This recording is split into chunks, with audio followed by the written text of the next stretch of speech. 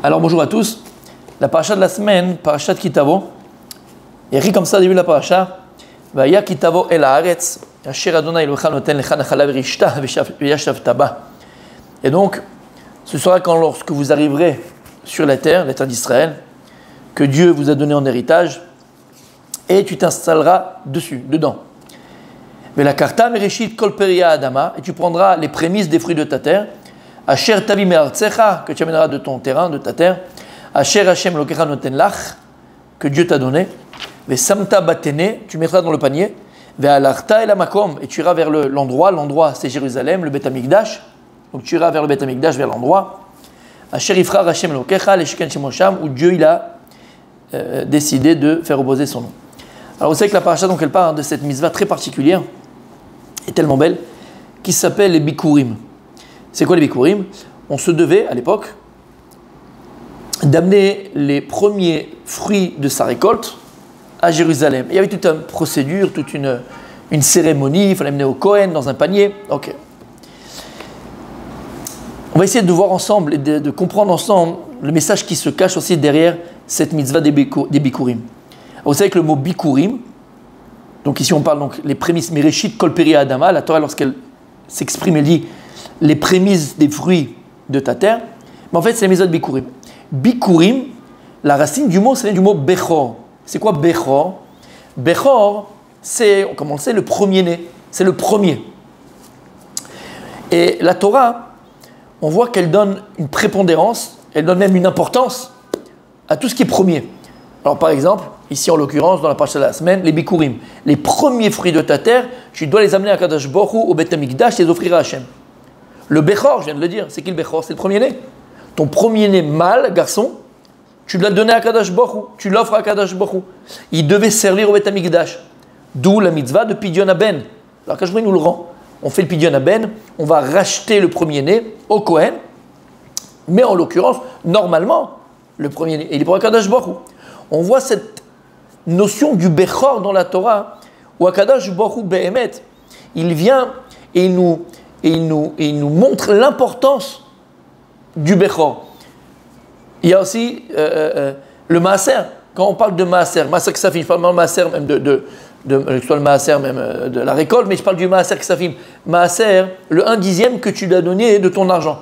Tu gagnes 10 000 shekels, sans entrer dans les détails de la halakha, comment tu fais le compte pour donner ton Maaser. Aval, de manière très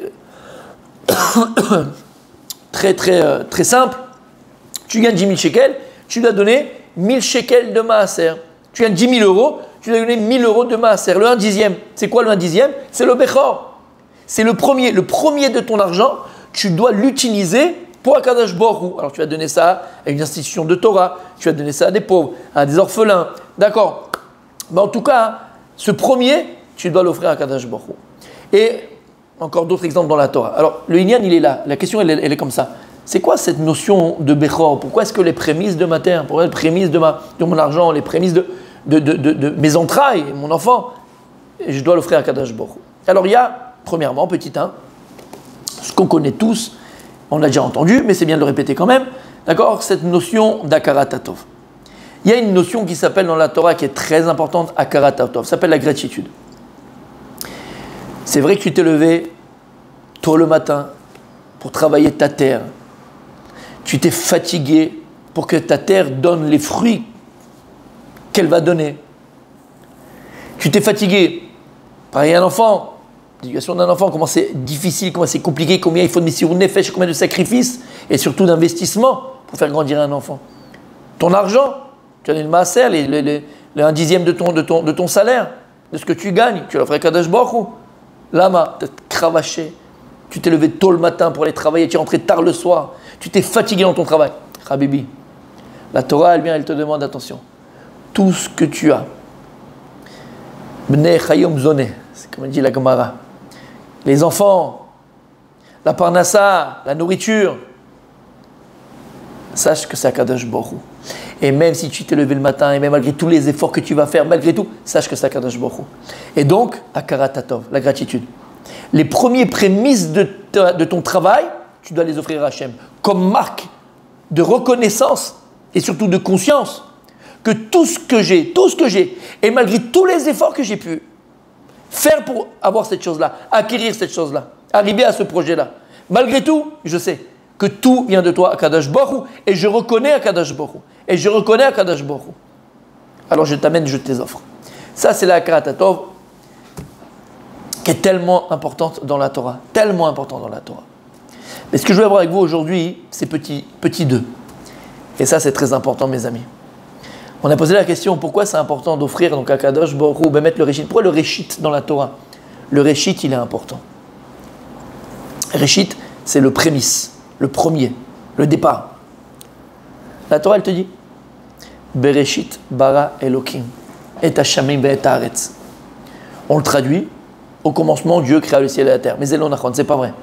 Quand tu dis le mot, tu parles du mot Bereshit, Bereshit, c'est pas un mot hébreu, entre guillemets. Ça veut, le mot Bereshit en lui-même demande à être expliqué. La preuve, Rashi lui-même, sur place, il dit Bereshit, attention, c'est pas au commencement. Bereshit, c'est la composition de 2 mots. Bet, le bet, c'est Bishvil. Réchit. C'est quoi le bet? C'est Bishvil. Pour Réchit, le début. Et Rachid nous dit, qu'est-ce qui appelait Réchit? Qu'est-ce qui appelait les prémices? La Torah et Israël. Et en fait, Akadosh Baruch Hu vient te dire, voilà, j'ai créé un monde, j'ai créé le monde. Le monde, il a un projet. Le monde, il a un but. Maintenant, c'est quoi le projet du monde? C'est quoi le pourquoi du monde? Dès le départ, je te dis, mon fils. Dès le départ, je te le dis, ma fille. Bereshit, Bishvil, Réchit. Et c'est qui Réchit? C'est qui les prémices? Il dit Rashi, Bishvil Israël, Shnikreim Réchit. Bishvil la Torah, Shnikret Réchit. Il dit Akadosh Baruch Hu, ma fille, mon fils, écoute bien. J'ai créé le monde dans un seul but, dans un seul projet. Le monde que j'ai créé, je l'ai créé pour la Torah, qui est appelée prémisse, et pour Israël, qui est appelé les prémices. À travers cela, Akadosh Baruch Hu, il vient. Et il enseigne à chacun de ses enfants, à chacun de nous. Quand tu fais quelque chose, il y a un projet. Sinon, tu ne commences pas. Quand tu commences quelque chose, en vérité, le commencement dans la Torah, c'est que c'est en vérité, ce commencement-là, il porte en lui un projet. Quand tu commences quelque chose, tu commences un projet, tu vas te marier. Il y a un projet dans le mariage. Avoir des enfants, il y a un projet à avoir des enfants. Tu fais un business, il y a un projet dans ton business. Tu fais ton aliyah, tu montes en Eretz Israël, tu viens et tu habites en Eretz Israël. Tu fais ton aliyah. Il y a un projet à ton aliyah. C'est un commencement. À chaque commencement, on te dit, il y a un projet. Maintenant, le danger qui nous guette, c'est quoi? Le plus grand danger qui nous guette dans la vie, mes amis. Alors attention, petite parenthèse, la vie, c'est un grand projet en vérité en lui-même. Il y a un commencement, tu viens dans ce monde. Il y a un réchit, il y a un départ, il y a un début. Et donc, il y a un but dans ton existence. De la même manière que Dieu, il a créé le monde dans un but, Bishvil, réchit, ben, tu dois créer ton monde aussi, avec un but, avec un projet. Maintenant, écoutez bien.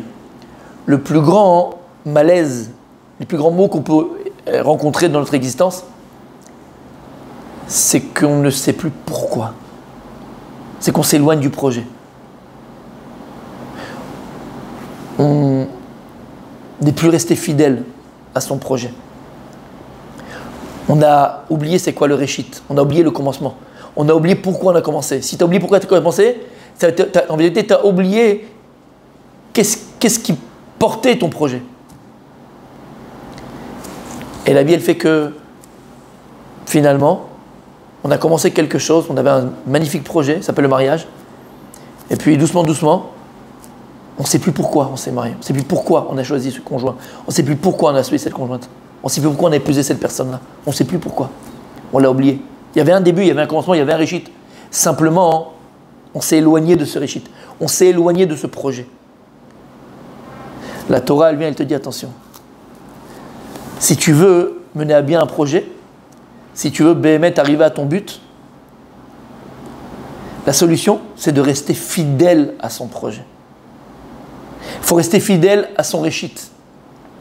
Alors écoutez bien.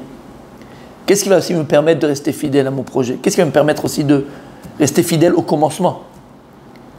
La Torah, elle te dit, les premiers fruits de ton champ, les premiers fruits. Ah, tu avais un projet, tu as acheté une terre. C'est pourquoi? C'est pour faire un business. Tu allais d'abord toi-même t'en nourrir, mais en plus pouvoir le vendre, faire je ne sais pas quoi avec. D'accord? Faire un grand. Tu avais un projet quand tu as acheté cette terre-là. Il y avait quelque chose derrière. Pour rester fidèle à son projet, pour ne pas malheureusement, oublier le pourquoi, oublier le réchit, s'éloigner du réchit. Tu dois, dès le départ, donner une dimension divine à ton projet.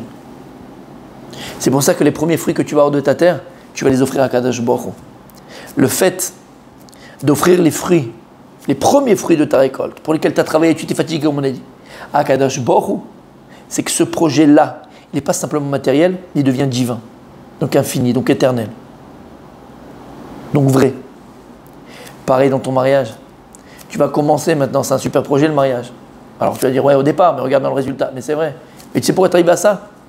Parce qu'en vérité, tu t'es éloigné du pourquoi, tu t'es éloigné du projet, tu as été infidèle au réchit. Et pourquoi tu as été infidèle au réchit? Parce que tu as oublié. Au commencement, d'élever ce projet-là, d'élever ce commencement à la spiritualité, au Rouhani, au divin. Pour que notre projet, Béhémet, et tout au long de ce processus-là, qui s'appelle ce projet-là, il ait un but, il ait une fin, il ait une bonne fin. Il faut qu'au départ, le projet, tu le rendes divin. C'est pour ça qu'au Be'ezrat Hashem, on est à quelques semaines, à quelques jours de Rosh Hashanah. Rosh Hashanah. L'année qui arrive, elle a un commencement. Tous les ans, il y a un commencement. Rosh Hashanah, le premier Tishri, c'est un réchit, c'est un départ, c'est un renouveau, c'est un commencement, c'est un début, c'est un prémisse. Rosh Hashanah, c'est le début de l'année. Il y a un grand projet. Alors cette année, on va faire comme ceci, cette année, on va faire comme cela, cette année. C'est un grand projet, la nouvelle année. Personnel, et aussi à titre personnel, comme je dis, mais aussi à titre, on va dire, familial, professionnel. Comment mener à bien ce projet de ce Rosh Hashanah? Comment faire en sorte que Béhémet, l'année qui arrive, 5783, que l'année qui arrive, Be'ezrat Hashem, ou 7584, 85, 88, l'Odéa, que comment ton année, d'accord, elle va, Béhémet, avoir une bonne fin. Comment je vais rester fidèle à mon projet, qui est Rosh Hashanah?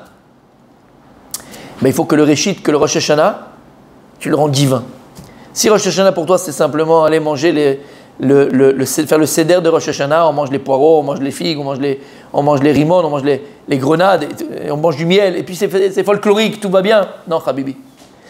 Il faut que tu transformes, il faut que tu arrives à construire ton Rosh Hashanah, de faire en sorte plutôt que ton Rosh Hashanah soit pas simplement un Rosh Hashanah matériel, mais surtout spirituel. Même si dans tes tfilotes, attention, dans tes prières, tu vas demander pour la bonne santé, tu vas demander pour la parnassa, le mariage de tes enfants. Il a fait, ça c'est Tov et il a fait, c'est extraordinaire. Aval, la dimension de Rosh Hashanah, la conscience de Rosh Hashanah, et surtout, le projet de Rosh Hashanah, c'est ça le truc. Le projet de Rosh Hashanah, que ce soit un projet divin, cette année, Be'ezrat Hashem, soit une année d'élévation spirituelle, où je vais rajouter des heures d'études, où je vais prendre sur moi, entre guillemets, de faire les brachot avant de boire de l'eau, avant de manger du pain, avant de faire les tchetch yadayim le matin. C'est-à-dire qu'il y a un projet spirituel dans cette nouvelle année. Il y a un projet divin dans ce réchit. À partir du moment où tu mets le divin dans ton projet, au commencement de ton projet, alors tu as forte chance, on a de fortes chances, Be'ezrat Hashem, de mener à bien ce projet et faire en sorte, Be'ezrat Hashem, non seulement qu'il se réalise, mais qu'il se réalise dans le meilleur des conditions possibles. Shabbat Shalom V'orach, à très bientôt. Au revoir.